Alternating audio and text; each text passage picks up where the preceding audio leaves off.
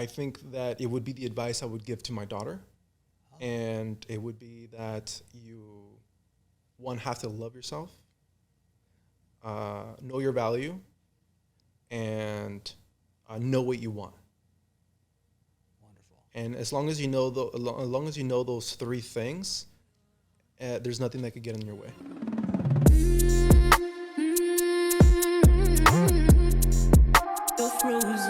Welcome, everyone. Welcome to Entrepreneur Unleashed, where we sit down and give you the opportunity to learn vicariously through other business owners who've been what you're probably going through right now and made it through to the other side.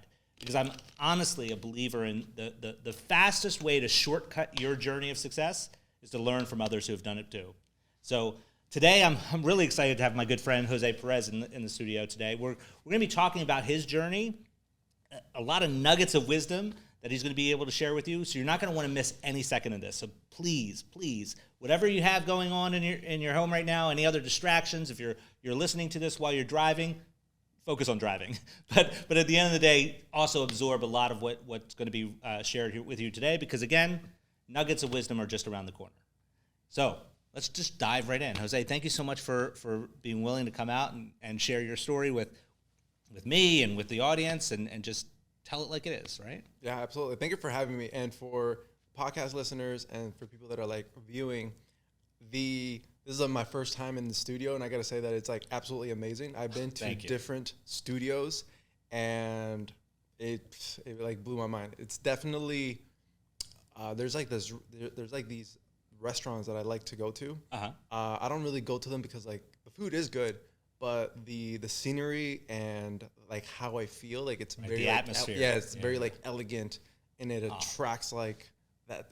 The best way I could explain it, it's sexy. It's a sexy studio. So I gotta give you props on that. Thank you so much. Well, today, as I explained to you, what I like to do with this podcast is really provide the audience with an opportunity to learn vicariously through others. Now, you and I had a chance to meet last year for the first time.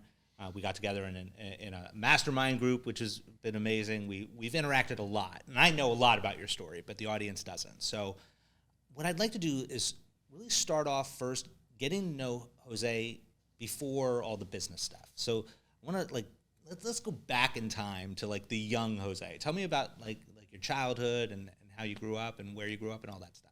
Yeah, absolutely. My grow up has been I lived in born and raised in LA. Okay. And my parents came to the States like when they were like in their 20s. Mm-hmm. So I did the whole traditional path. So I went ahead and did like high school, college, and then I went for my master's. Mm-hmm. I went ahead and did I went to like corporate world and so on. So that's like kind of like everything from a bird's eye view. But for me, I grew up in a household where everybody worked hard physically with labor. Okay. And like there wasn't the one thing that was missing for me like in that environment was like the mentorship and people that had like big visions and can execute that. So I never had that around me. So from the time I did, went to school, went to college, was working in the corporate world, for me, it was like what I call normal. It was normal, and something didn't feel right. It wasn't normal for you. It wasn't normal for me. Like I didn't. What it was like I didn't feel fulfilled. Okay. Like everything was nice but it was boring and I didn't feel fulfilled. Mm-hmm. And because of that, like before everything started to happen, in the Latin culture, it's there's drinking is kind of like a normal thing. Okay.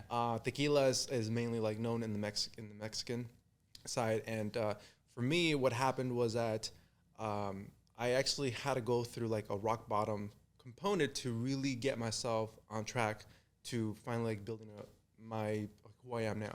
Okay. And for me, it was actually again, everything just seemed normal. By then, I already had gotten my bachelor's. So this is post high school. Now you're talking about after. No. So, but before we get into that, okay, let's talk about like what is your education background? Like, how did you do in school? Like, What was young Jose like?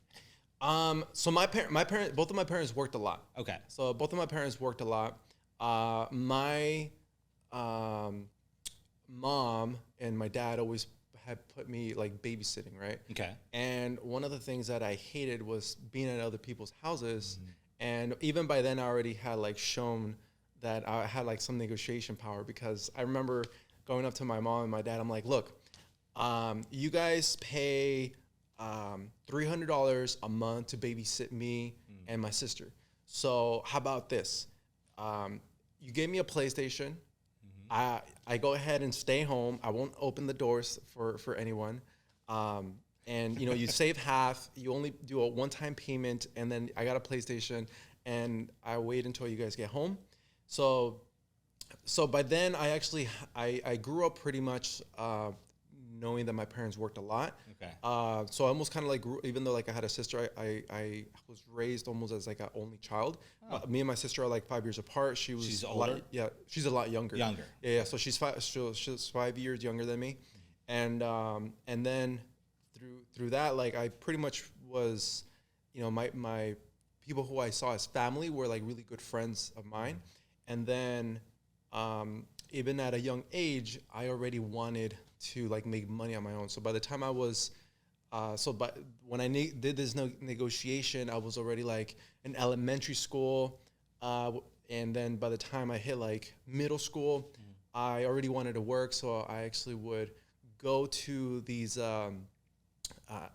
this organization, that's what they would call themselves, and say, and basically I was able to go to certain neighborhoods, and they would equip me with a bag of random stuff like coloring books and gummy bears, teas, a candle, and I would go house to house selling these random items in a gym bag. Okay. And I remember the spiel. The spiel was like, hey, my name is Jose Perez.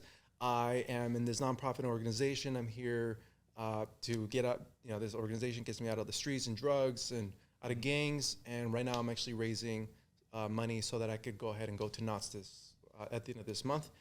And as a young kid already, like in middle school, I was already learning the ability to talk to people and getting used to no's and literally doors getting slammed on me. I'm so amazed because again, we've known each other for a while. I didn't know the story. Yeah. Like it's so like you and I have a very similar background in that. Right? Like I started doing like door-to-door sales for newspaper subscriptions. Yeah. To win a contest. Yeah. And I can definitely say that was like some of the most formative stuff I've ever been through. Having doors slammed in your face, people yelling at you, get away from my house. Like, I can definitely remember those times. Yeah. So that was actually really good for me because I had to like learn how to like get used to rejection and not let it mean anything. It's like, oh, they're just having a bad day. Exactly. And like life life coaching, and then the commission was only like $2 like per box that I sold.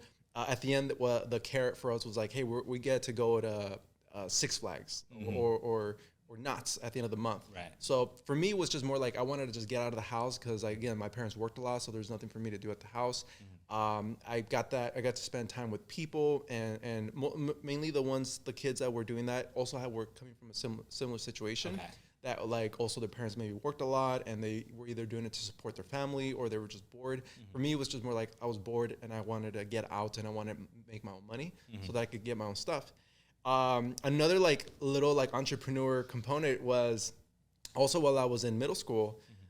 This was like when Napster was like a thing, and also burning CDs was like a new thing. Okay. And I remember I had my first computer. It was like a big giant like desktop, and we had like the old school internet where it makes a crazy noise, squeaky, and a dial up was exactly. You knew it was happening. Yeah, exactly. You knew you were connecting, and then at the time you would like when you use the internet, it was the equivalent of you being on a call with someone. Right. So you would get charged by how long you were actually on the internet, and I remember at the time I just wanted like to burn some CDs, and I remember I burned a CD, and then new music came out, so I redid the CD, and what did I do with the old CD?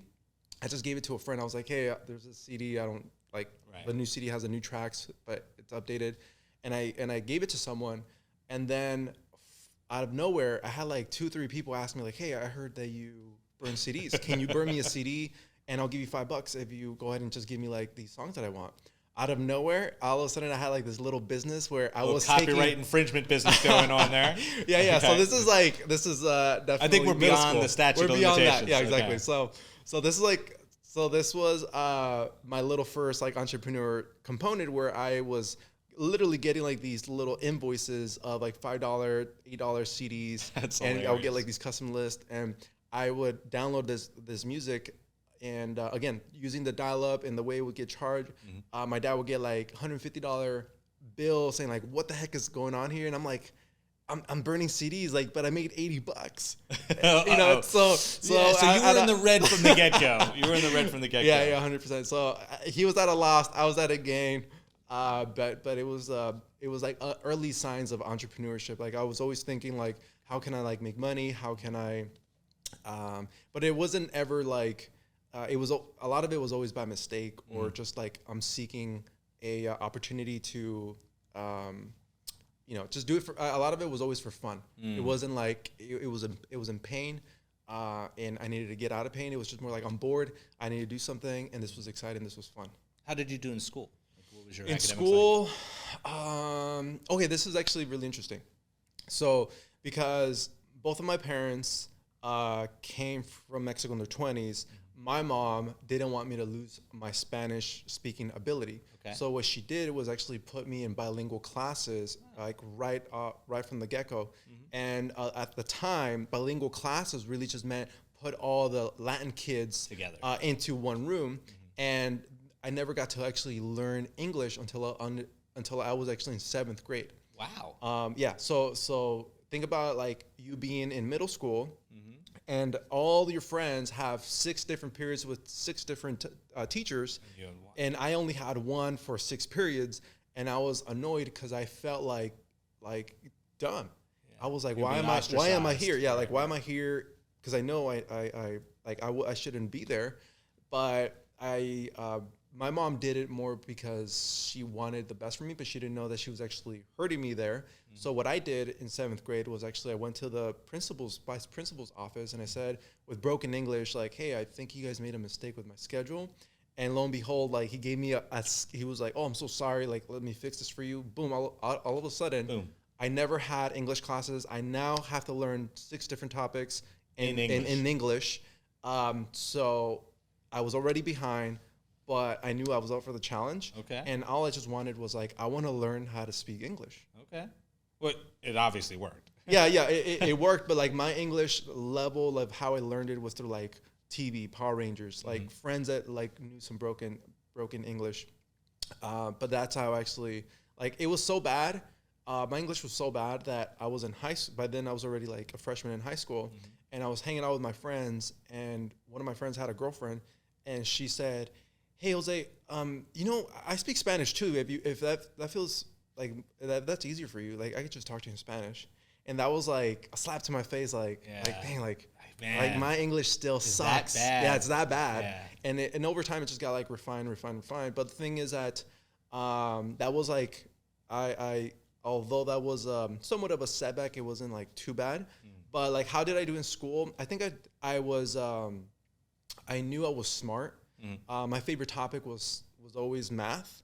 English, not so much because of a little bit of the setback that I had. Right. But I eventually learned that I had to get good at it. But like I would say like my GPA was like 3.7, never really like a 4.0 type of student.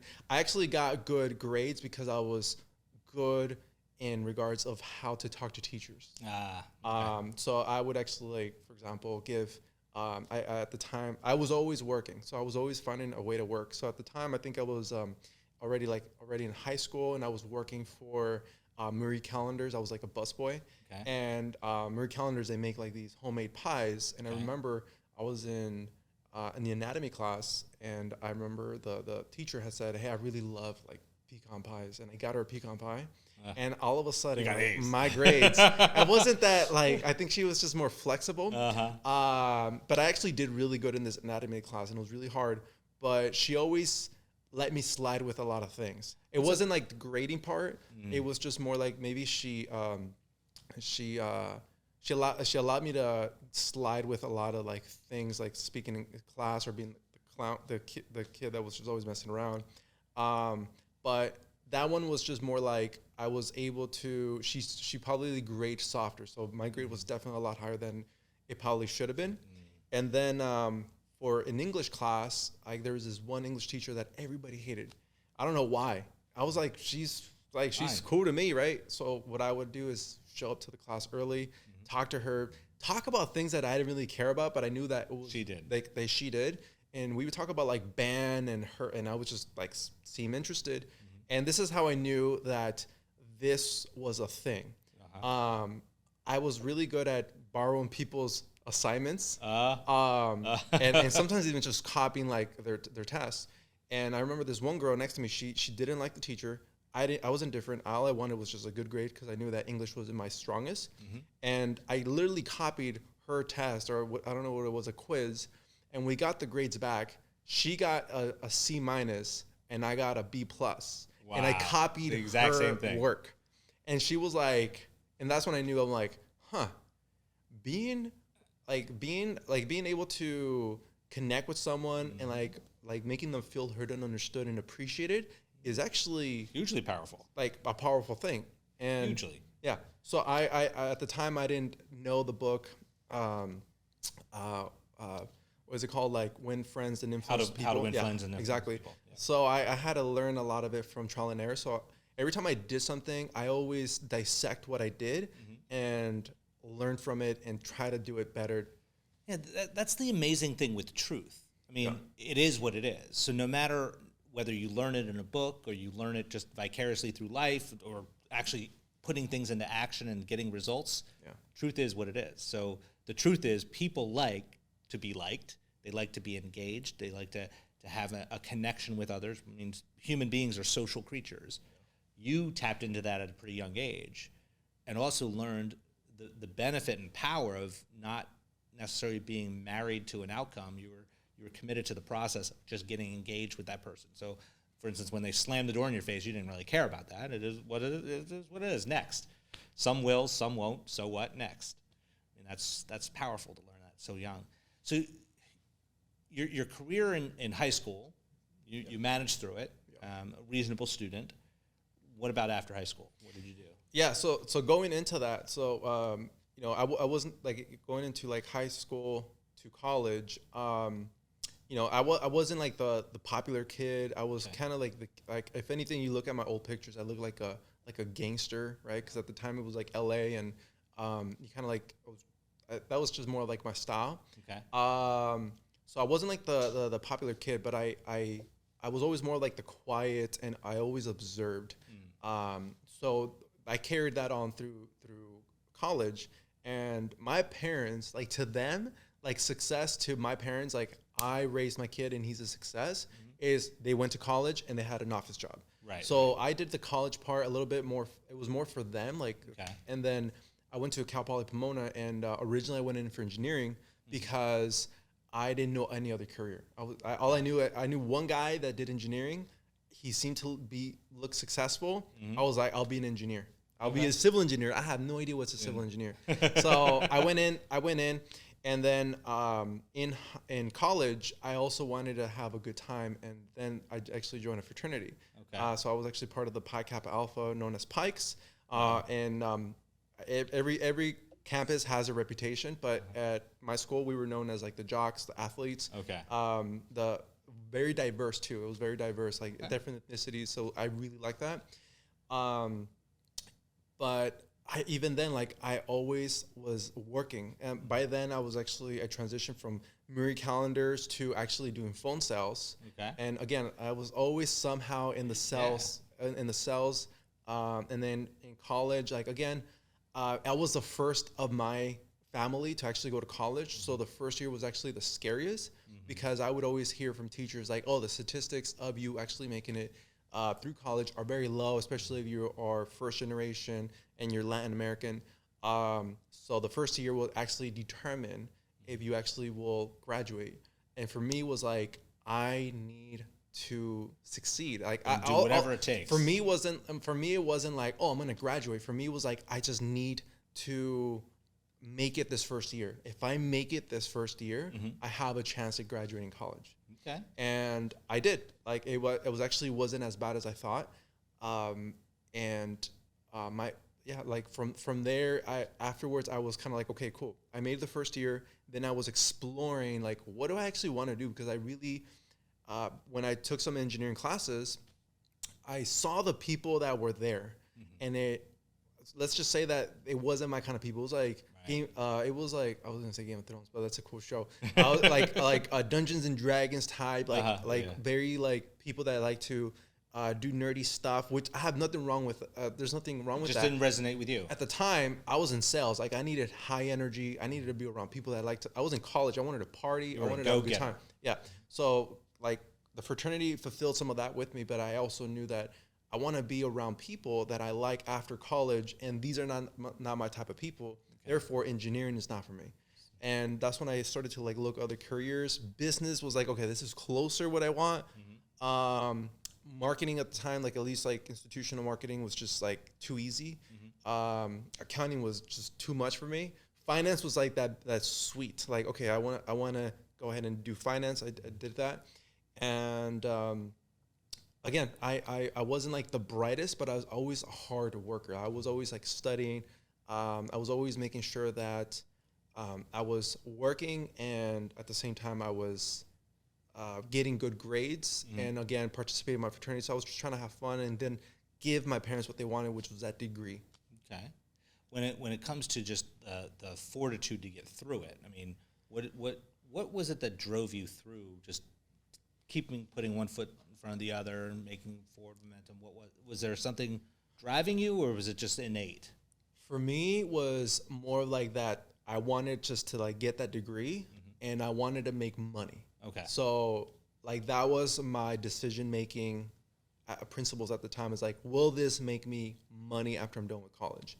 And what I know now, I would completely do things differently for sure. At least like on the master side. But for me, I was like, I want to make money because but also like make it smart, because I saw how hard my dad and my mom worked, and I wanted to make it where I was able to make money, but smart, where I wasn't sacrificing all hours out of my day just so that I could have a paycheck and just have like a basic life. Like I just knew that something was missing. I couldn't figure it out. And then eventually I ran into, it's so funny because I don't know if people will know this, but you probably know Ty Lopez. Yes. Okay. So Ty Lopez, who he is now, is not the Ty Lopez that was at the very beginning. That's very true. So he introduced me to, so after kind of like that short story, right? Like I finished college. I started to work like full time. That's when kind of like that unfulfilled moment happened, where I was like, I'm making some money, I have a nice car, but I'm not fulfilled. Like I'm working these like corporate jobs. Something is missing. Then that's kind of like when I got like in trouble legally. I got 3 DUIs in 1 year. My lawyer finally said, hey, you get one more DUI, you're gonna get a felony, and you're gonna do jail time for sure. For me, it wasn't the felony. It was like the idea of losing 1 year of my life was like extremely scary, where I completely let it go. So I have like over 10, probably like 11 years of sober now. And but it was like that downtime where I was able to actually think, like, what do I really want? Like, why am I feeling this way? Like, what's missing? And that's when I actually first read my first book cover to cover. I was 23. By then, I read my first book. It was actually, it was called The 16 Round by Reuben Hurricane Carter. There's actually a movie based on him, played by Denzel Washington, called The Hurricane. And the reason why it came to me was because he was placed in jail,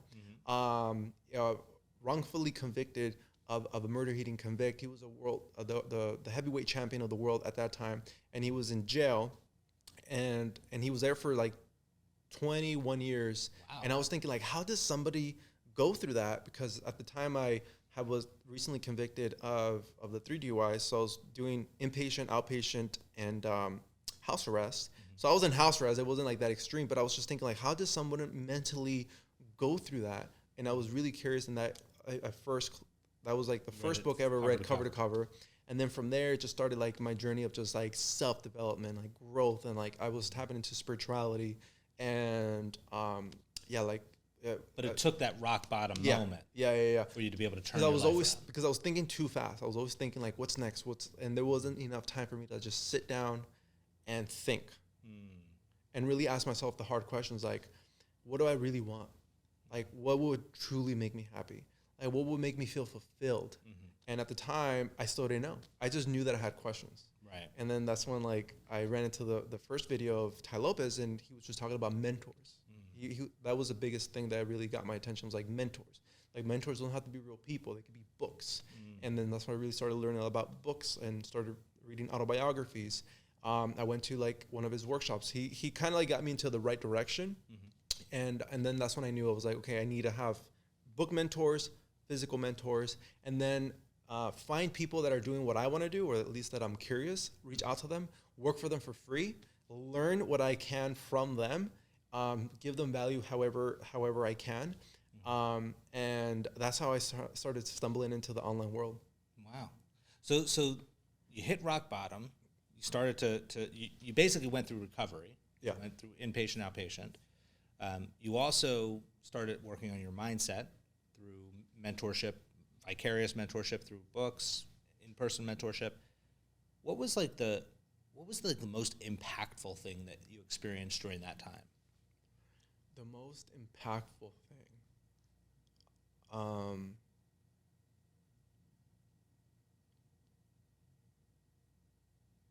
Was it like any particular book that motivated you the most? Was it a particular mentor that moved you in the direction that ultimately you really went down? I think it was actually, I remember what it was. What it was although I had I was at that phase of transition into the online world. So in the middle of it, while I was actually going through that, like I literally I always had to work. Like something about me, I always have to work. So during like house arrest, I somehow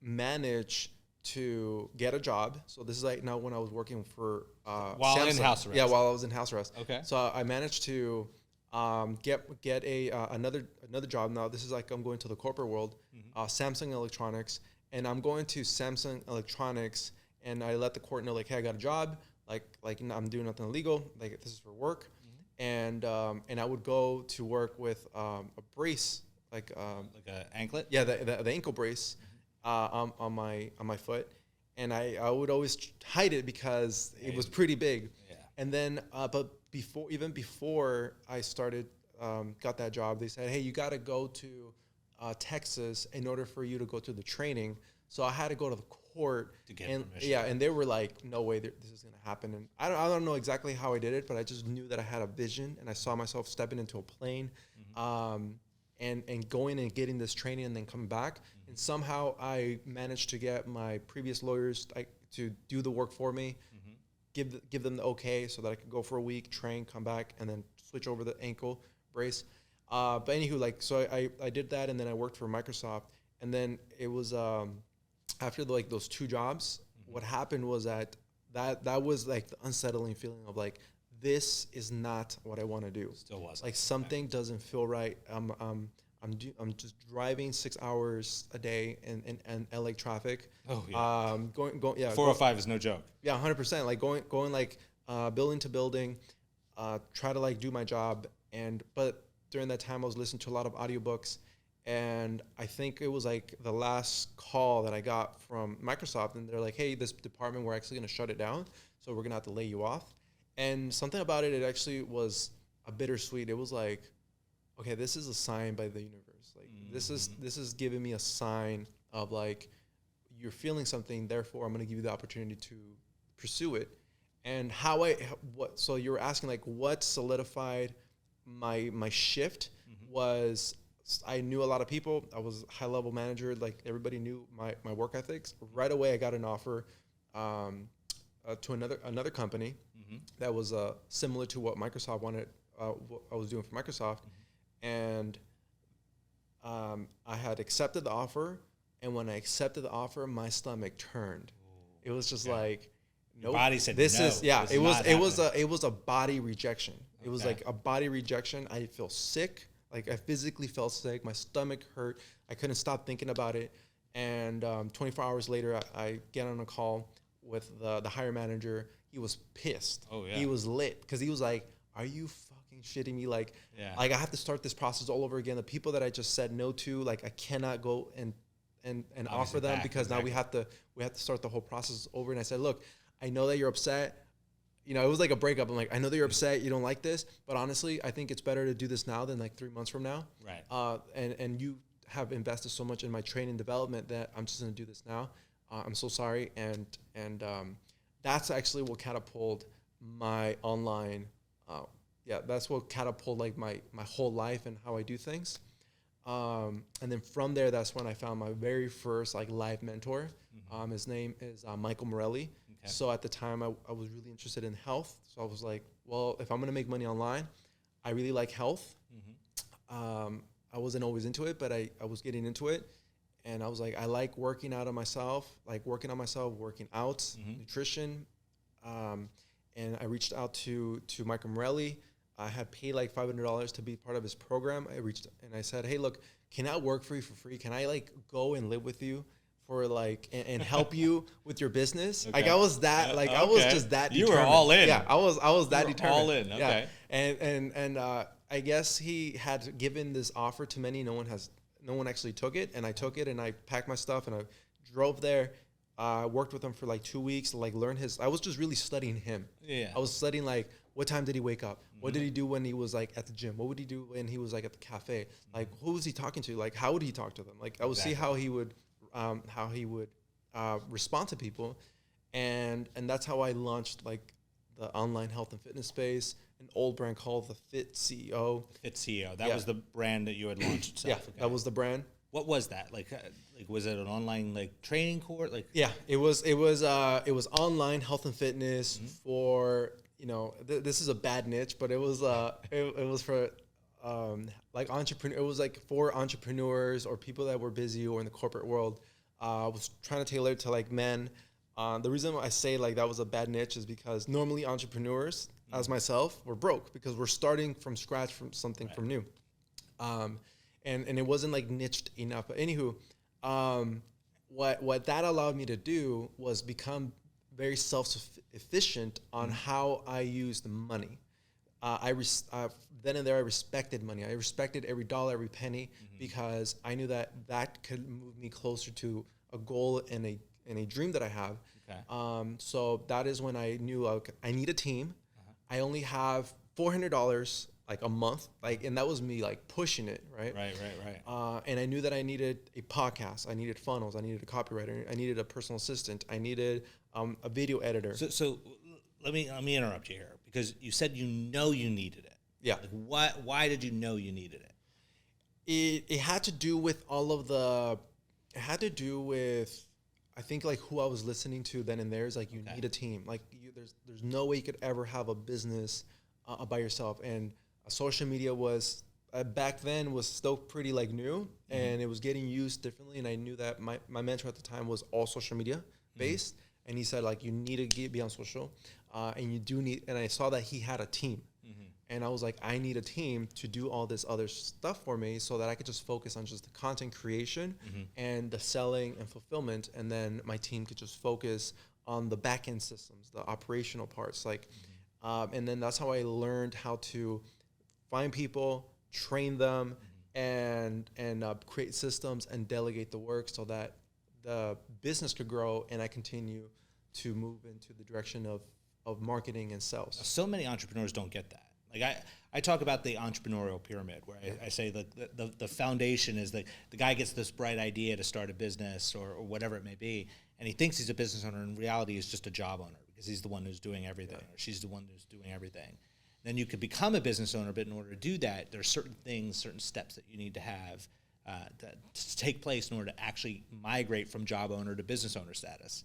Those things are things like some at least preliminary systems in place, some standard operating procedures, a team, someone that's beyond just you doing everything to support you. But then to become an entrepreneur from a business owner, then you're really talking about leveraging systems and human resources, et cetera, leveraging code and technology. And then ultimately what we call an up-level entrepreneur is someone who then not only has all that, but is also then taking care of all of their other aspects of their financial life, and their personal life, their family life, et cetera. So in your journey at this stage, you sort of like skipped the whole job owner stage and went right to business owner and entrepreneur. Like that was basically from your mentors? Kind of. So I knew that in order for me to teach something to somebody, I needed to know how to do it first at a good level. Not like expert level, but good. So everything that I just knew that someone else had to do it so that I could go on to the next thing. Okay. So I would actually do my own podcast and my own editing. And then I knew I'm like, someone needs to do this. So I would hire someone, create like at the time I didn't know what I was like. I didn't know what it was called at, but I was creating process and procedures. Like, hey, here are some videos. Here are the how-to steps. This is how you know if you did it successful. Here's some check boxes. Check the boxes so that you know you did it right. And let me see you do it first. Cool, you did it just the way I wanted you to do it, or you didn't do it right. Here's some feedback. Now do it right. Okay, now I can move on to the next task after they're good. And then I just kept doing that over and over and over. So I would do the role, but I would do it for maybe like 2-3 months. Wow. Before I moved, before I found someone and had them do it, and then I move on to the next task. By then, I learned how to actually build. Again, I was always leveraging the dollar somehow, and I knew that I always knew how to like leverage things. So that an example of that was like finding people from like the Philippines and just getting certain people that had skill sets and then training them. And then when I build a podcast and I leverage the podcast and the status. So I would then have a vehicle to reach out to high level people and leverage other people that have been in my podcast previously. Like, hey, this person have been on my podcast, which are your friends and your colleagues. And I want to go ahead and introduce you. And I would get messages from people that are on the podcast saying, hey, this person's checking up on you, making sure that what you're saying is real, right? So I knew that there was some kind of, there was something there. And then when they would say yes, then what I would do is make it public to social media. Like, hey guys, I'm getting ready to interview X, Y, and Z. I'm actually looking for videographers, editors, and lighting people. And basically the offer was like, you have the opportunity to be in our presence, to now have this as in your portfolio that you have worked with this type of status of a person. Wow. So you got a lot of free labor. So yeah, I got a lot of leverage. I knew how to leverage. I knew how to leverage like people's wants and needs, and I knew like status was one of them, and just being acknowledged was another one. Being developed and trained was another one. So I learned a lot about human behavior and how they operate, what makes them tick, what allows them to give you good work, and then signs of like when they're starting to phase off and maybe like look elsewhere or disengage. I often say that the precursor or the requirement for scale is to fix something, to have something that's working. And it sounds like that's what you did. You focused on each individual aspect of your business, got at least enough knowledge to know how to do it, and then you're able to scale it because then you can leverage other people's time and effort and energy, and where you can focus on work on the business. So how long did you focus then on Fit CEO? Like how long was that? I would say like 3 to 4 years. Okay. 3 to 4 years. So that is actually where it almost now transitions into like what I'm doing now. Okay. So 3 to 4 years I was doing that. There was no progress, and I knew I needed help. So that's when I reached out to my next mentor. His name is Xander Fryer, who is now one of my clients. But at the time, I remember going to a Craig Valentine event, and Xander was actually one of the speakers. afterwards, there was tables, breakout tables, and he had the biggest table of them all. Okay. And I was like, I don't know who this guy is, but it seems like I need to know who he is what he does. I found out that he was actually a business coach for health and wellness type coaches. I used my podcast to invite him. I used the wall of status, which is previous people that have been in my podcast that were pretty big names. Right. And I asked him, invited him. He said, yeah, for sure. Let's do it. I went over to his place in downtown San Diego, which I lived, where I also lived. And after the podcast, I know that after a podcast, you get to know someone at a deeper level. So I'm able to now have a certain relationship with them. And then afterwards, I asked him, like, hey, look, I like what you do. And any chance that I could actually help you in your business, like these are some skill sets that I have, like operations, how to hire people, talent. Like I know how to run podcasts, things like that. And in exchange, I could actually just work for you for free and learn from you and pick your brain. I made it where I've always learned that you got to create an offer where it's really hard to say no to. And something like that. Like irresistible offer. Yeah, exactly. And you know, he thought about it because he was like, what's really, the catch? Like, what's the catch? And I was like, I just want to learn from you. Like, I want to learn from you. I've been working on my business. It's not at the level I want it to be at. I want to scale this.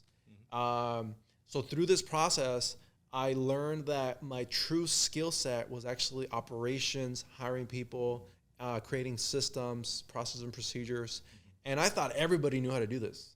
So when I found out that he was like, Jose, I'm going to tell you, can I be brutally honest with you? And I was like, yes. He's like, what do you really want? He's like, do you want like a piece of the pie? Do you want the whole pie? Like he was basically asking me like what was my end goal? What my end game?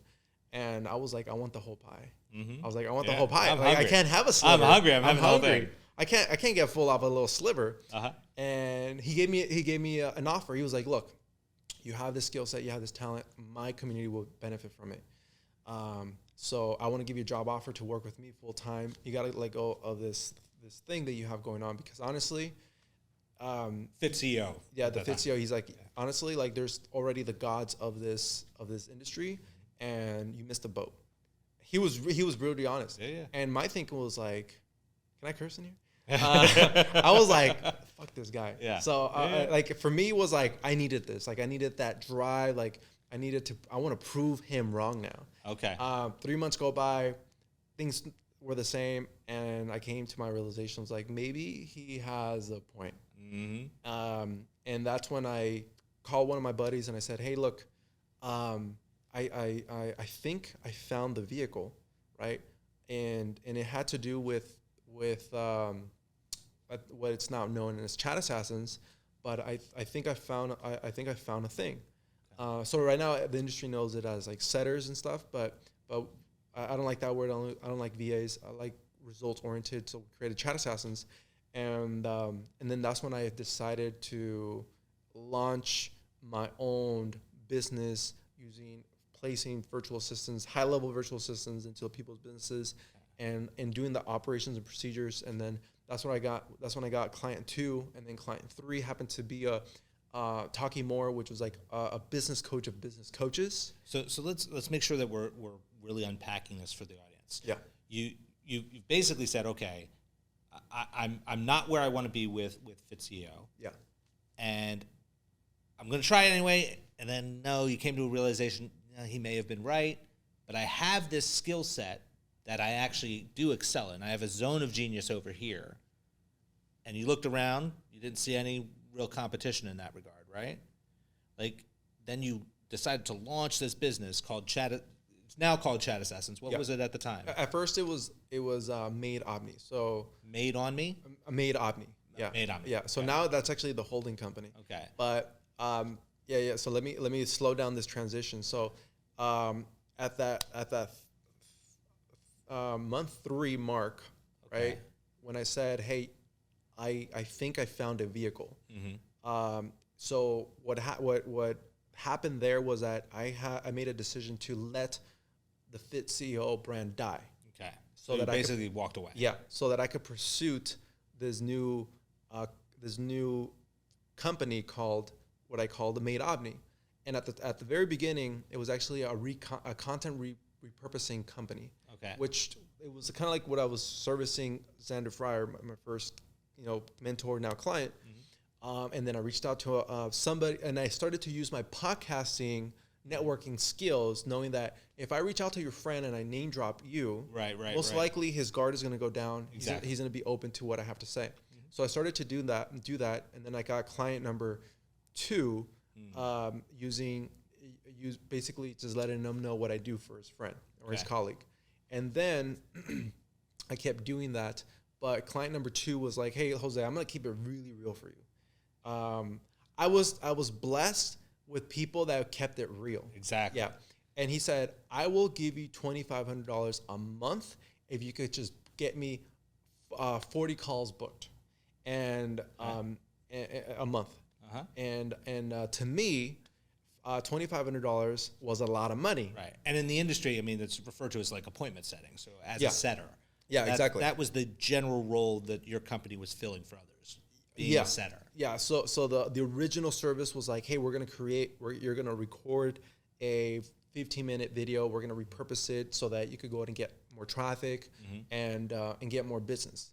Okay. But what I didn't understand yet was like how people got business. It was like, well, people, you create content so that someone engages, and then you have a conversation with them and you move them into a calendar. Exactly. So this next client was like, the end result is this. I will give you money if you can give me this every time. And at the time, I didn't know how to do that. I didn't know how to fill up calendars. Okay. All I knew was like I could repurpose your content, and I could build virtual teams and systems. And I remember I said, "Hey, look, let me just talk to someone. One of my buddies, he's like a partner of mine. Let me just give him a quick call, see what he has to say." And I really just needed some time to think what I was about to do for him before I accepted his money, because I'm really big with integrity of like accepting money and servicing something. And I went for a drive, and I just said to myself, "This is the opportunity. Like the universe is testing me right now. I keep on knocking and stomping at the door, and it has finally answered, and it's given me an opportunity." I was scared shitless because I was like, I'm about to accept more money that I ever received for on a monthly basis, like doing basic work. And I just knew that like for me at the time, fear was a North Star. It was something that I had to move towards. And I finished my drive. I called him back and I said, "Look, if we could put a man in the moon, I can get you 40 calls on your calendar this month." Okay. And he was like, "I like your attitude. Send me your link." Boom. I received $2,500 from him. Boom, we're off to the races. Okay. And that was the launch. That was the launch of what is now Chat Assassins. So tell me more about Chat Assassins then. So you have obviously evolved from where you started. Yeah. So what today, if I look at Chat Assassins, what is that? Chat Assassins is a results-oriented organization. So what we do is we focus on filling up a key performance indicator that's important in your business. Okay. It's all tied into leads, and it's all tied into sales. So for a lot of business coaches, we only use social selling as the vehicle. Okay.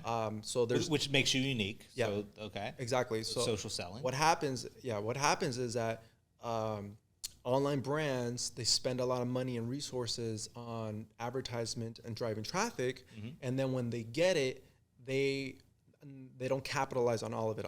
There's a lot of leakage. Social is used as a way to refine. If it's done right, it captures every lead and it gives you the highest ROI on any dollar that you spend on any ad. So that means that you're using your paids and your social to combine it together to create a multiplier.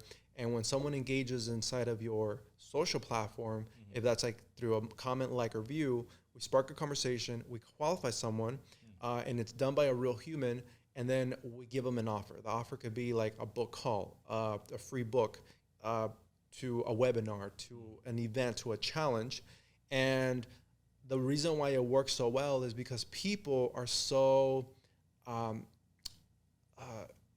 can I say, they're immune to ads now. Yeah. Like they see an ad, they skip it right away.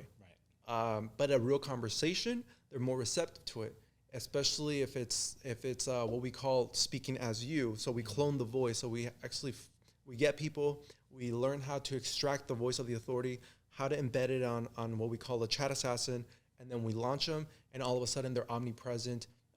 Someone speaking on their behalf, using their voice in all platforms. And when you say their voice, you're talking about their tonality, the type of phraseology that they use. Like you're cloning their almost like their mannerisms, their characteristics. Yeah, exactly. Yeah. You're obviously not cloning their actual voice. Exactly. It's happening in a chat environment. So your chat, whether it's an IG account or a Facebook account or a LinkedIn or whatever it may be, your team is acting as if they were me and reaching out to people who are interacting already on my social media accounts. Yeah, 100%. Okay. And so we would have, like, for example, like client number 2, he cursed a lot. He misspelled things a lot. He used a lot of emojis. So that was the thing that we had to, the person replicate. Okay. They did the same thing. They cussed. They used a lot of exclamation marks, a lot of emojis, and that was his style of written speaking. Now you probably get a lot of people that says like, oh well, that's deceiving to the person that they're talking to, and no, because we're never answering something we don't know. Right.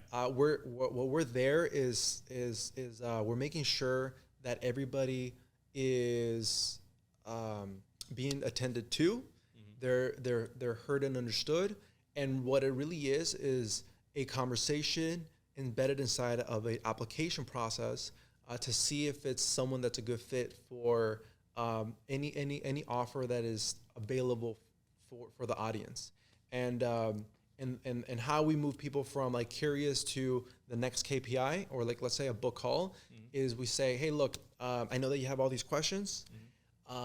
Before I do that, let me just ask you a couple to understand. We extract all the questions, and then afterwards we say, hey, look, I have the answer for you, but I think it's best if we just get on a quick 15-minute call so that I could go ahead and answer this for you. So all of the information, questions have been put in a form so that you yourself as or your team member can now get on a call knowing that whatever happened in that conversation, now they're being helped and served. What I love most about what you do is you've basically married the art and science of engagement. And engagement is what it's all about on social media. So you're engaging with an audience that, absent you, would likely pretty much slip through the cracks. Because sometimes I'll get a ton of hearts on an Instagram post, or I'll get a comment like a fire emoji, and I really wish I had the time to jump into it always all on my own. But a service like yours, you step in and bridge that gap. Yeah, 100%. And what I like to call it is that we scale personal touch. So it doesn't matter how big your brand is. Someone is being reached out personally. Nothing is copy and pasted. It's all like custom to that conversation. Yeah. Okay. It's custom to that conversation. It's almost the equivalence of receiving a handwritten note. Like nobody does that. No. Nobody does the personal touch, and also everything is tracked. Like we treat a conversation we find out how many new conversations were started, how many people were followed up on, how many offers were given, how many no's, because what's also important for us is like to help people make a decision. Like we don't, like if half of the people don't want to work with the authority, that's okay. But what we are responsible for is helping them make a decision if they do or don't want to move forward. Right. And that is when we come into the concept of the lead either is going to buy or they're going to die. Mm-hmm. So they're either going to buy then and there, or eventually, or they're going to die.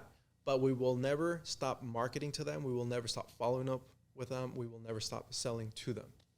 I think one of the things I definitely, this is amazing, obviously. One of the things I want to make sure that I touch on, because I think it's critical for the audience to know, because you basically just grazed the surface of this.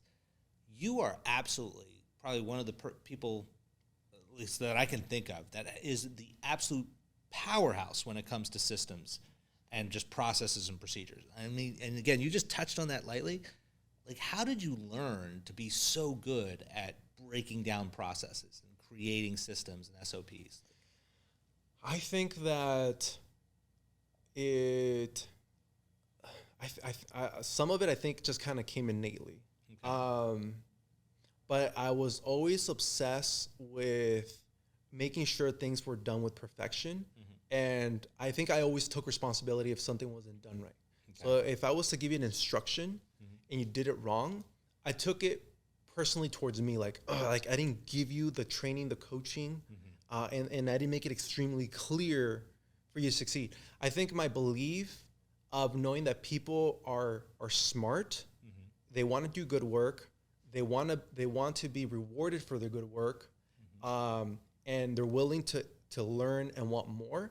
That for me is a belief that I have with everyone. So I know that when we bring in someone that anybody that works with us, that's a belief of mine. Therefore, it's my responsibility to give them a success environment, to give them the tools.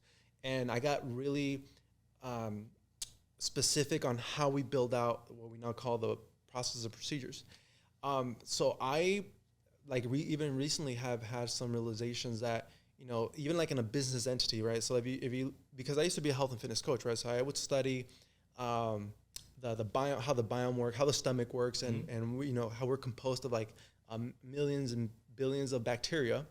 And the business, that's really what it is. It's just like comprised of, like, we're the little bacteria, and if we're giving it the right resources, we're putting in the right environment, we're giving them the right amount of stress, the entity will grow and strive. So therefore, the bacteria has DNA, and process and procedures is the DNA of that human. That's what I call like the bacteria, in order for them to operate well. So we got extremely, I guess the way you could say, like, we got extremely nerdy when it comes to like the process and procedures. Like if I was to say, hey, Edward, like the way you could clone our business is like, I give you this sheet that has an index of our process and procedures. You can literally duplicate our business. So I find it interesting because I think of all the entrepreneurs I know that have achieved significant milestones of success, every single one of them nerds out on some aspect of business. Yeah.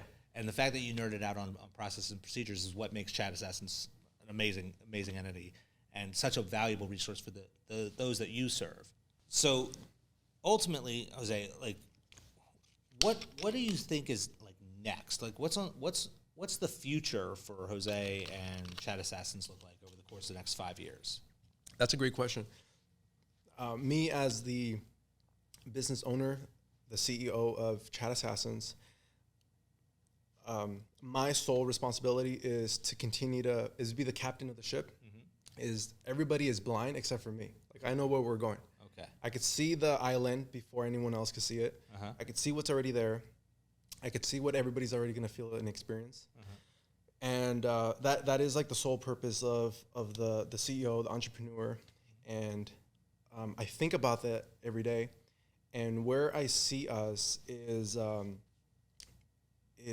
we want to create. We're going to create a platform where it's all sales. Like, everything is done for you in the sales aspect of not only the Chat Assassins, right, where they are moving people from interested to a KPI of what the business needs, to managing the CRM systems. So the management relationship manager, a customer relationship manager, and then from there to now we're actually beta testing, and this is not like out in the public yet, so everyone's gonna get a sneak peek. You're basically dropping some secret sauce here. Go ahead. So this is a project that's hidden, and it's called Phone Assassins, and we're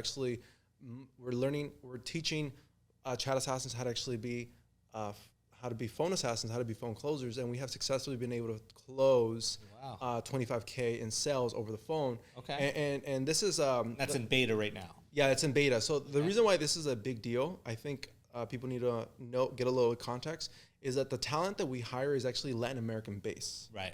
Yes. And the beauty of that is that there's a couple advantages of doing it this way. So if you have a U.S. company or a North American company, and you hire people from Latin America, you get a lot of cool stuff with it that you can't get with talent here in the States, because I've tried it.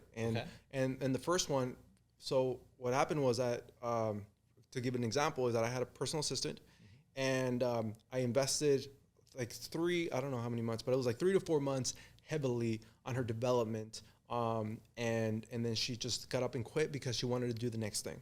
Oh. So like the loyalty, like wasn't there. Yeah, it didn't matter how much I paid her. Right. The loyalty wasn't there. Like, and I think I'm pretty awesome to work with, right? So I know it wasn't like a bad working relationship. I was paying her pretty good. Okay. But the difference between them bringing in someone that's from Latin America is that the one is the time zone. Mm-hmm. Number two is the dollar leverages differently, right? So you could do a lot of cool payment vehicles with it. And then their loyalty is like through the roof. Their commitment level to work is through the roof. The reason why they're so committed as well is because they're in a situation where there's not a lot of opportunity. Mm-hmm. So as soon as they know that there is an opportunity, they're not going to let it go, because now they're going to capitalize on it. So I'll give you another example. So we bring in people from Latin America. We start them off with just basic trainings, and they get paid like $3.75. Okay. Keep in mind that the dollar transfers differently there, right? Mm-hmm. So for them, that's like their minimum wage. Okay, but so it's the equivalent. Yeah. So what happens is that I can actually hire like 20 at a time. Train. To see who works. To see who has great work ethics, and then get rid of half of them, keep only the best. And then from the best, then we only promote the very, very best. Mm-hmm. So someone that came in to our business only making $3.75, now they get paid anywhere from $5,000 to $6,000 a month in their country. That takes them 2 to 3. Yeah, that takes them like 3 to 4 years to even just make. And they're making that in a monthly basis, so and they will never leave. They're never leaving. Yeah. Like you're essentially creating a lifetime employee. Yeah. And so that has been the what I call like the secret sauce, is like how to tap into Latin American talent, how to train them, how to actually get the best of the best when you have a pool of talent that's super, super like hungry when it comes to opportunity. Mm-hmm. That's why I say that going from a chat assassin to a phone assassin has been very transformational, because we had to learn how to break something that even here in the States people have been having issues with, and it is limiting belief, their money belief systems, what they how they feel about themselves and their self-worth. True mindset. Yeah. Reform. Yeah, because even so, to get someone that is you would say like in a third world country to be selling $25,000 offers is a big leap, because it does something to them. It transformed them as a person. It transformed me as a person when I first got my first $2,500 client on a monthly basis. Now that we're in a multi-million-dollar mark, it does something for me. So they are now different human beings, but to from where we got them to where they are now it has been our true technology. That is like the part that we've been breaking down beliefs. We've been breaking down how, like, what they think about money, what money means to them, and how to make them feel worthy of it, and actually not funny about it. And so the first thing that we do is like we break them down in every way possible when it comes to like their belief systems, and then we create and install new systems in them to where they perform at levels that not even people that I would hire or people that are surrounding me would do. Our people always outperform our other people's workers because of how we train them, where they come from. The type of hunger of opportunity cannot be trained into someone. Exactly. And so with the training that we give them, with the hunger that they have, always destroys our competitors. So where are we going? I mean, we're going to have like the most dominant done-for-you sales platform for any online business coach. Wow. So one of the things I always try to bring it back to the audience member, because the audience, I don't know exactly where they are in their journey, but I'm confident that there are at least a number of people out in the audience who are currently at where you used to be at before you got started in the challenging times. So what I'd like you to do, if you wouldn't mind, like, let's play this mental exercise for a second. If you were able to go back in time to have a conversation with the younger Jose, who, let's say, was at the point where you just hit rock bottom, and you were to share just one piece of advice with that version of you, because again, I'm confident that there's audience members out there that are currently in that state. What would your advice to that Jose be? That's a great question. The advice I would give myself is really, I would say to myself, you got to ask yourself, I would say, hey, Jose, you got to ask yourself this every day. What do you want? If you don't have the answer for it, it's okay. Keep asking the question because it will come. As soon as you know what you want, then the universe, and I say the universe because money is spiritual. Unpack that for me. So in order for, if you are, what is that book called? Think and Grow Rich. Think and Grow Rich. That book itself explains it a lot. But money is spiritual. You can't see it. You can only feel it, and then you can only see it after you believe of it. Okay. So what I mean by that is that you will be tested. Mm-hmm. You will be tested, and the test is how bad do you believe in yourself that you can do it.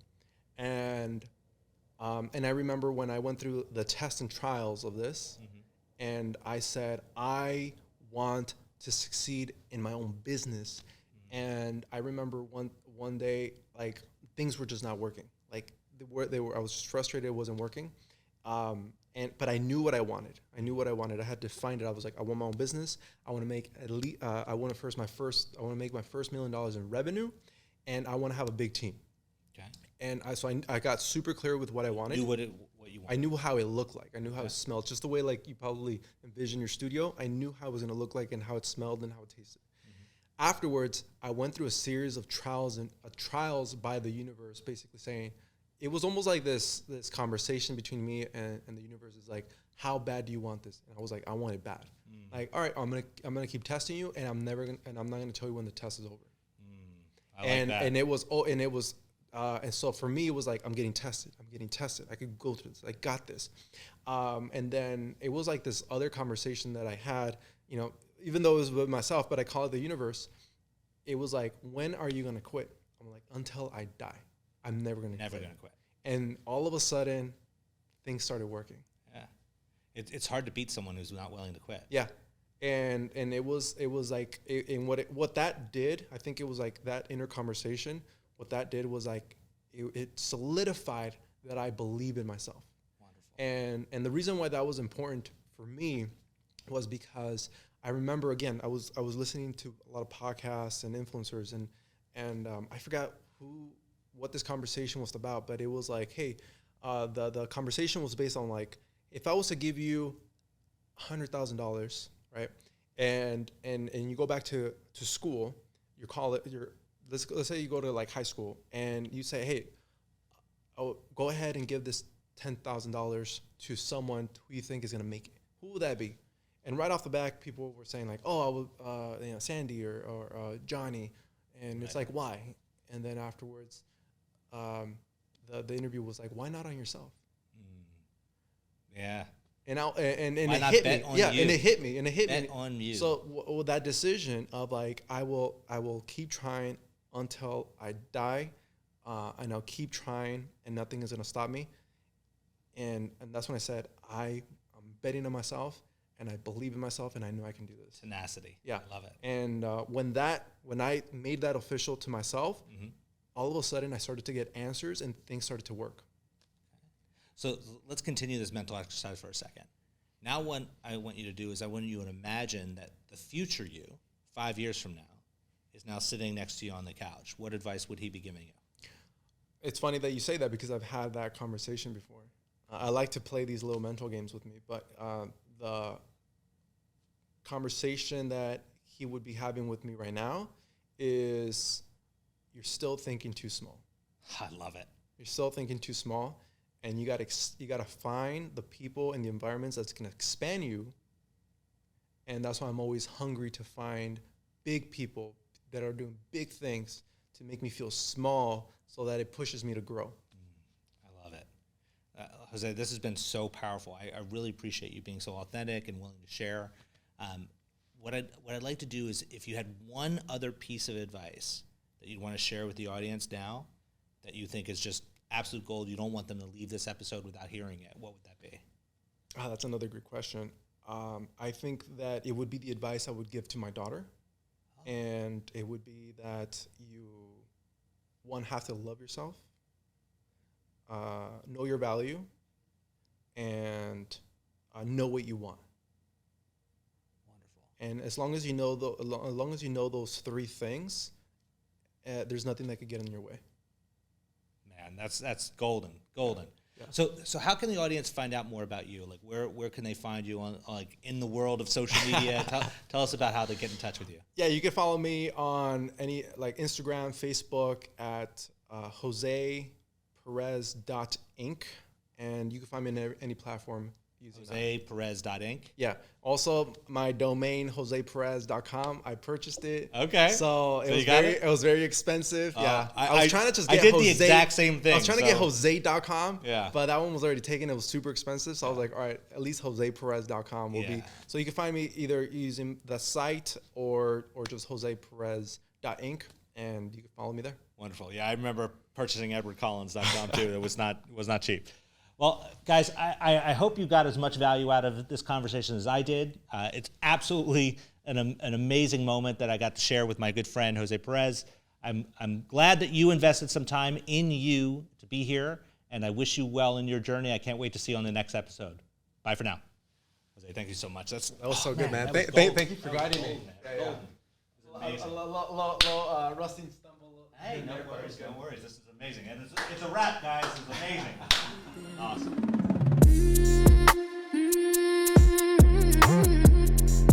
Go through